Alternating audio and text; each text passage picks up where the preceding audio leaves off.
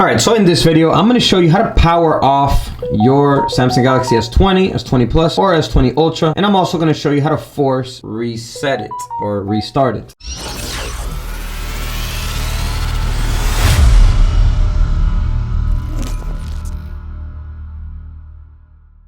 This is just to reset your phone in case your phone is frozen. Maybe you're stuck on a certain app and you want to get out of it to continue using your phone normally again. So once again, this isn't going to erase anything on your device. It's just a quick reboot. So first off, to power off the device, if you continue to hold the lock button here, you're just going to get Bixby. So what you do is you press and hold volume down and the power off button, and the power off menu will appear. So you can here select power off, restart, or emergency mode. However, if you're frozen on a certain app and you're not getting that menu, you're going to want to do a force reset or force restart of the device. And how you'll do that is with the same buttons, volume down and the lock button, but you will just continue to hold them until the phone completely shuts down. So you may get the power off menu or you may not. Just continue to hold volume down and the lock button until the screen blacks out. Once it does, the phone is off and it will boot back on by itself automatically. And that is a quick reset. Yeah, it may take a few seconds, maybe a minute or two to complete the reset,